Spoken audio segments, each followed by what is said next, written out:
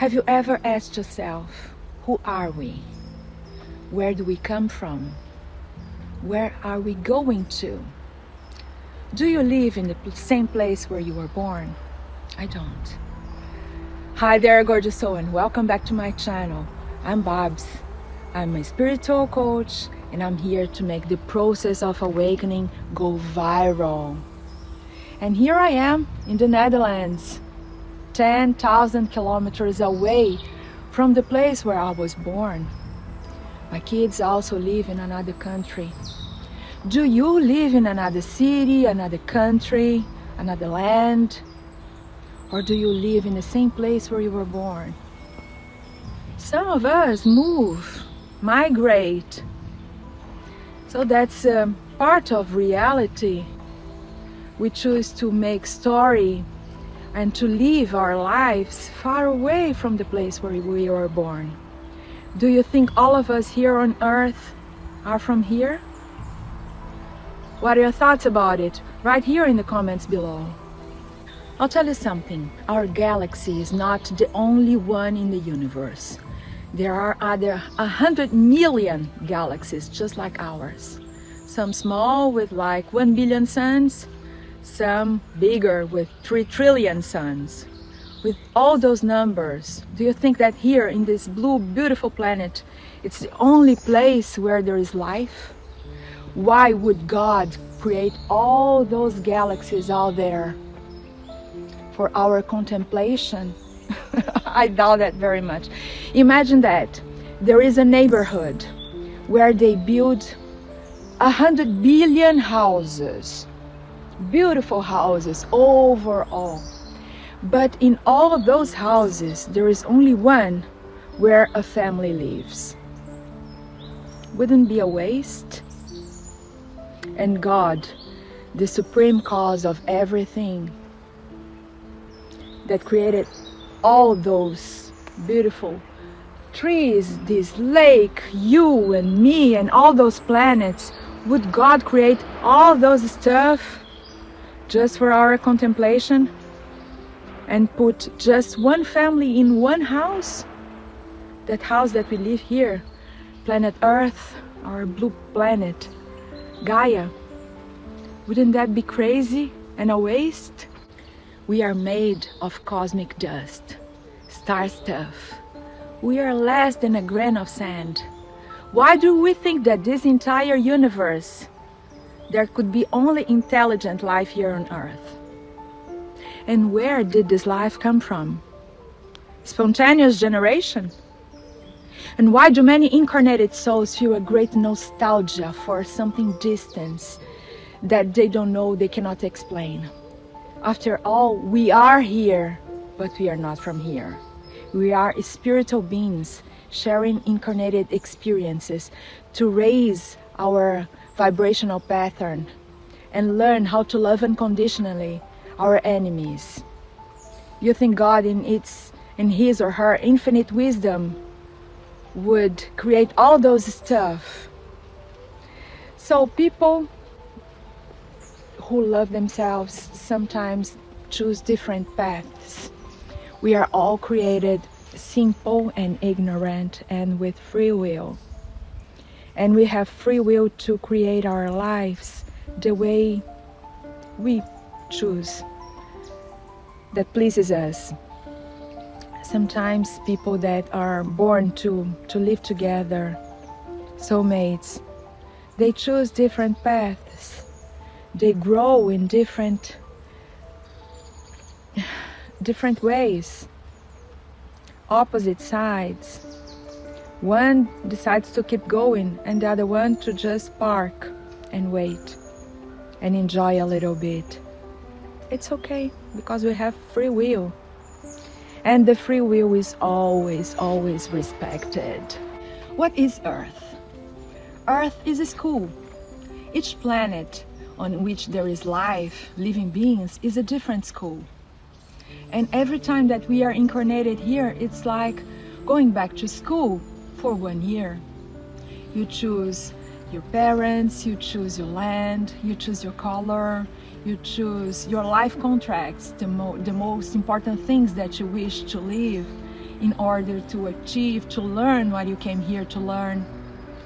You choose your friends, you choose your soulmates, you choose your mentors that are supposed to help you through the path of life during the challenges that you are going to go through in order to learn unconditional love, to evolve, to develop, to become the best version of yourself. So Earth is also a school. Initially it was primitive and it evolved through trials and attunements, through generation and regeneration, and becoming a peaceful place through the decades. The source of all information that I will bring comes basically from two books. On the Way to the Light from Emmanuel. Mooi, oh wat mooi. Goeiedag. Hi. Ben je op tv? Nee, ik maak een vlog, meneer. Wat voor vlog maak je? Ik praat over de planet Earth. The art that we zijn developing into a new wereld. Oh, juist, mooi. Ja, maar gaat gebeuren hoor. Hey, succes. Dankjewel, dag. Mooie handen. So as I was saying, the source of information that I bring comes basically from two books. The Way to the Light from Emmanuel, that was written in 1938 from Chico Xavier, and Exiles from Capella from Edgar Armand. He was a teacher and a Mason and one of the founders of FESP. And this book is a part of a trilogy that describes the spiritual history of humanity, that also the curtains of the time and souls defined are. There is no clear definition if everything that I'm going to bring is really happened. The science has not yet discovered something that can validate that. But there is no scientific proof of what I'm going to tell, but I believe in so. If you want to believe that's a fairy tale, no worries. I'm not trying to make proselytism. I accept as a very likely fact the plurality of inhabited worlds. I believe that we are not alone here in this vast, almost infinite world, universe that's not even a universe anymore, in this multiverse. What are your thoughts about it? Write here in the comments below, what do you think about? Do you think there is life out there? And where do you think that life here in Earth came from? So, a planet in the constellation of the Charioteer, known as Capella in Auriga, the alpha star of this constellation, in the zodiacal maps, in which here we call in our studies the constellation of the Charioteer, there is this planet and this magnificent sun among the stars that are the closest to us in the trajectory through the infinite, also accompanied by the family of worlds singing the divine glories of the unlimited. That says in the Way of Light from Emmanuel, chapter 3. So Capella is actually the alpha star, the brightest sun of this constellation, Auriga, the Charioteer, that lies here in the northern hemisphere. Its name means Charioteer in Latin. The constellation got this name because of its major stars from a shape similar to the pointed helmet of a charioteer. It was first catalogued by the Greek astronomer Ptolemy. It is 42 light years from Earth. In other words, if we emit a beam of light towards Capella at the speed of 300,000 kilometers per second, the speed of light in a vacuum, its light will take 42 years to reach Capella. Looking from Earth, it looks like it's a very bright star, but it's actually a set of two pair of stars. The combined luminosity of the four of us make it possible for us here to see it from naked eye in the North Hemisphere. It is 12 times larger than the Sun. With the knowledge that we have in science today, they say that it's really unlikely that we have life there. But we have to consider that there might be any different kinds of life that we don't understand yet. We don't understand everything. So So 7,000 years ago, this orb was going through a transition, just like here in Earth now, that we are going at this moment. According to Emmanuel, the first migratory wave took place in the Neolithic period, something between 12 and 8,000 years ago. These transactions are cyclical. They happen from time to time. When the vast majority of the inhabitants raise their own vibration, that promotes a collective elevation. There are different levels of evolution. If we go to see reality here on Earth today, we can see a lot of difference between people in spirituality, environment, economy, comfort that we live. And where there is a leveling up, the dark spirits that live there have to be taken to other orbs where they resonate. It's now going on a transition in Earth. It's going to raise, it's already happening, raising our vibration. And this was happening around 7,000 years ago in Capella. And Capella changed the vibration and evolved as a collective. And those spirits that were there, that didn't resonate with this elevation, with that rising up, with this upgrade that we are going here on Earth, from a 3D to a 5D, they had to be taken away from Capella. And where did they go to? They were all brought here to planet Earth. Probably between all of these waves, these 4 big waves of migration, I was there, and also you. According to Emmanuel, the first wave of migration took place in the Neolithic period, something between 12 and 8,000 years ago. And when they arrived here, Earth was really a primitive world. The majority of the inhabitants were here just coming down from all those beautiful trees that we see, and were standing up to walk in 2 legs. They were beginning to see things differently. They're living in caves instead of the trees. We are separating ourselves from the apes. We are leveling up. And the dark spirits that lived in Capella were brought here to be reincarnate as babies in those bodies that lived here in this primitive world when they arrived. So Earth had an upgrade, and all those spirits had a downgrade.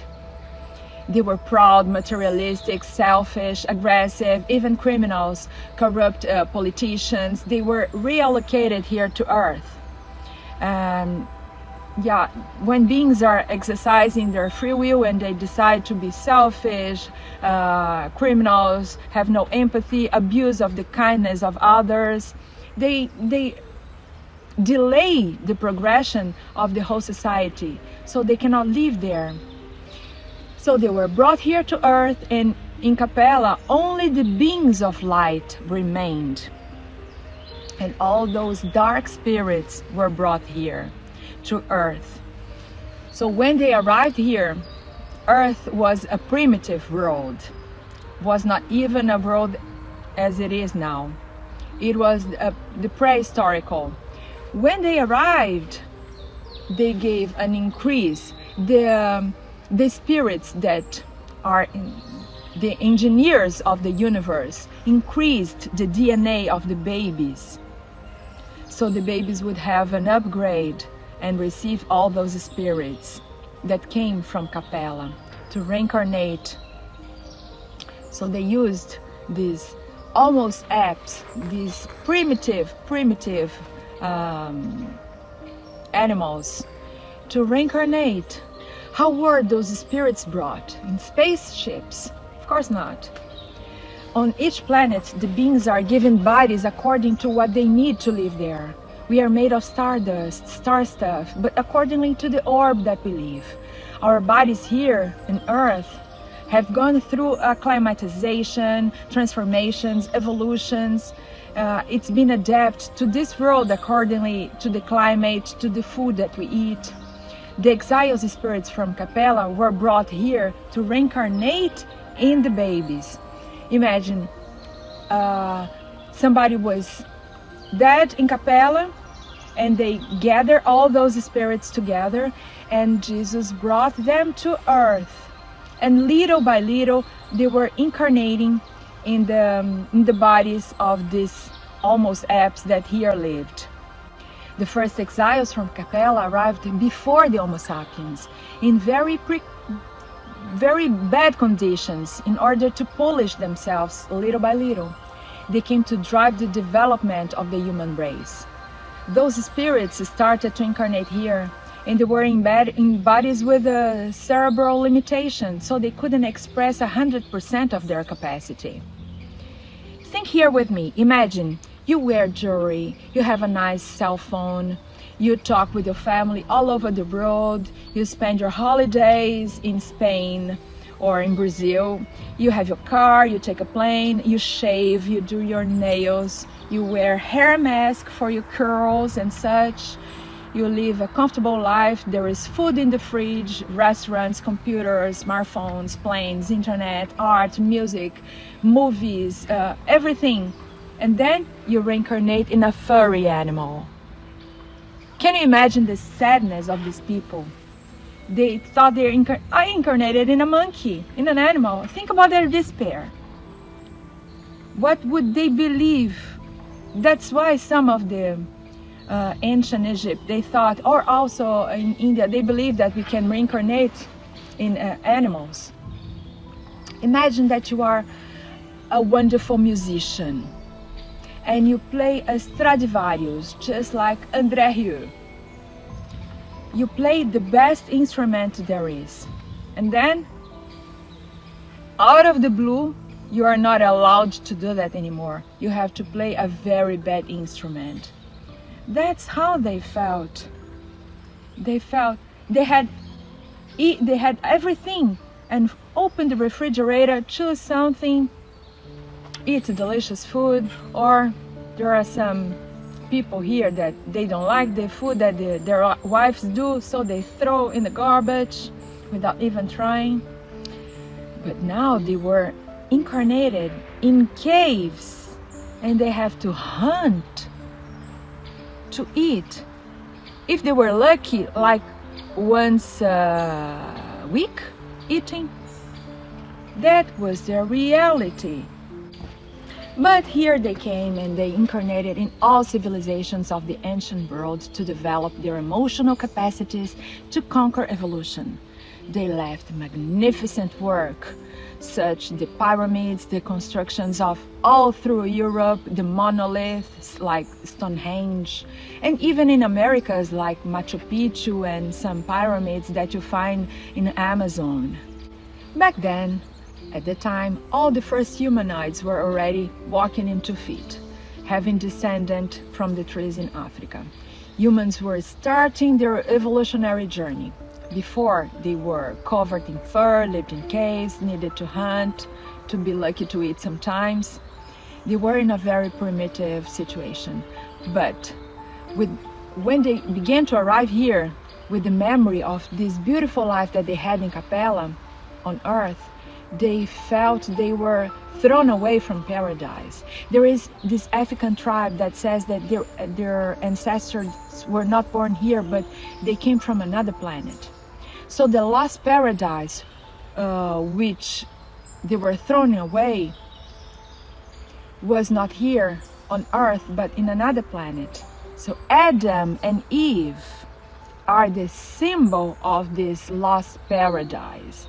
They are not two characters like we find in the Bible, but they were the first wave of people from Capella that arrived here and had in their hearts and a memory of a distant paradise that they lived before they were brought here to earth. Adam and Eve are not two people, but they are the first wave of migration that came from Capella. They give rise to the Celtics, the Vikings, the Slavs, the Germans, the Greeks, the Indo-Europeans, the Latin. They mingled and they made a party. Alexander the Great conquered the world unified with the Greek language. The Latins later did the same. They mixed together, which was the beauty. And they still did a lot of engineering and bridges that were made like 2,000 years ago, and until today they are there. All the civilization in the Western world came from Capella. This global civilization called Atlantis, they reached a point of development where the weapons of mass destruction, nuclear weapons, were created. That probably had a war, and the planet had to reset itself with an universal flood. The most incredible thing is that this legend of the flood is in a lot of cultures that are distant from each other in all continents. They have these stories about the great flood that killed a lot of people at once. The planet resetted itself. There were other waves of migration from people from Capella that gave rise to very intelligent cultures. The second wave were the Egyptians. About them, they were great builders, they were great architects, they were refined. They produced art that served functional purpose. Over 3,500 years, they were artists. They had iconographies they developed during the Old Kingdom. Their art, their main character of the painting should always appear larger and the secondary characters smaller. The pharaohs had battles, victories, royal decrees, religion scenes, all engraved in their art. They had balloons that say, "I am saying this," indicating lines. They studied chromotherapy. Colors had a symbolic function in their paintings. They had writing and knowledge of the existence of an afterlife after the death of the physical body. They had knowledge of maths, astronomy. They did a lot of things, constructions, techniques that allowed the erection of monumental pyramids, temples, obelisks, systems of math, of medicine. Oh, do you know that the first plastic surgeries were made in old Egypt? It's unbelievable. When somebody is caught here robbing, they send to jail. But other cultures used to cut a finger or to cut the finger or the hand. But the Egyptian people, they used to cut the nose. So what would the people do? They would pick up the nose and put back together in the face and arrange it so it would go back again. Imagine if you have no nose in society, everybody knows that you are a thief. You are stigmatized to live in the society. So people that used to rob others, they had a lot of money.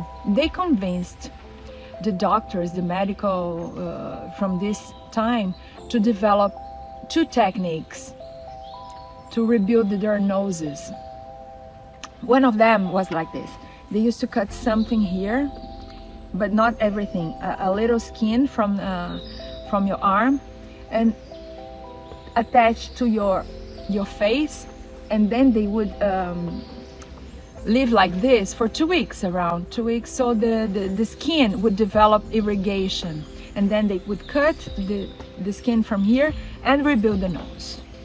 The second technique would be cut a little skin here from the forehead and flip and make a nose. Incredible, isn't it? They knew a lot of medicine. They knew a lot of makeup. The kajal that I use until today, look at my kajal. It was developed in the ancient Egypt. They were really amazing. They were black people, you know, not like Cleopatra that we see on on Hollywood. There was also the migratory wave of Capella star seeds that gave rise to the Hebrews. With them came the knowledge of the one God. The Hebrews, a tenacious people, a people heroic in suffering and in religious fidelity, of which Paul said, without having received the promises, but when they saw them from afar and embraced them, they confessed, that they were strangers, pilgrims, and guests on earth. Paul chapter 11:13. Oh, somebody's coming. Walking with the dog. Now my comment, from Cairo to Jerusalem, if you look in Google Maps, it's about 750 kilometers. How long would you think it would take from one place to the other? A month? Or with a lot of kids and old people, 2 months maybe? Why would Moses take 40 years going in circles to arrive in Jerusalem? I'll make another video about that. The star seeds from Capella that reincarnated here initially settled on the banks of 4 rivers before spreading over Earth. The Aryans in Europe, Indus River, the Egyptians in Africa on the river Nile, the Hindus in Asia, river Ganges. The sacred book of Vedas recounts in details a nuclear war, and the Hebrews, where Israel is today, river Jordan. The Oriental cultures, which gave rise to the Koreans, Japanese, Chinese, they did not come from Capella, but from another planetary system called Aldebaran. Aldebaran is the alpha star of the Taurus planet system. It's 66 light years away from here, from our sun, and 44 times larger. They use the brain in another way. They have a different way of writing things from our alphabet. Well, from these Capella immigrants, groups some consider themselves the New Ages of the time. They didn't eat meat, they fasted, they meditated. That's the story of my life, but no one can think that they are better because they don't eat meat, they fast, they meditate. I know that the evil is what goes out of your mouth. I do that, I meditate, fast, and don't eat meat because that's good for me. But they divided themselves in castes: the priests, the artists, the nobility, the ones who were chosen by God. They only got married between each other. They made outcasts and the underdogs. They felt superior. And that's one of the reasons that which they were banished from Capella, except for the Aryas, which mixed like a party. They made war with each other, the Aryas. They got married with each other. They got married with other people. They made a party. Today, Capella is a regenerated world, 7,000 years ahead of Earth. But coming back to our little planet, here an exile has already begun since World War II, where spirits that can no longer incarnate on Earth are being led to a primitive world called Chiron, much larger than Earth. Chiron's humanity still lives in caves. That's why you hear me and a lot of people say, we are non-local beings having a local experience, or to be in the world but not of it, or we are spiritual beings, the divine, having a human experience. In 2057, the New Age will be installed, with the cure for all the diseases of the physical body, scientific and philosophical advances, holistic medicine developing by leaps and bounds, closer contacts with aliens that will bring technologies to live better, and unimaginable advances. Now, with all that, you may be asking yourself, how can I be here? How can I stay here? How can I improve myself? How is it going to be? I hope I'm going to see that. I will be maybe 90 years old when that happens. Maybe I will live to 100. I'm sure my kids will live to 120. The thing is, the world is already changing. There is an ascension going on here on Earth. Since 2019, since we escaped of all atrocities and things that happened, and the world is changing, and we can be a part of this change. You want to know how to ascend from a 3D reality to a 5D reality? I told you all this, and you can know how to ascend from this new reality by checking this video. I'm going to give you 3 simple tips, and it's not what you think. So see you in the next video.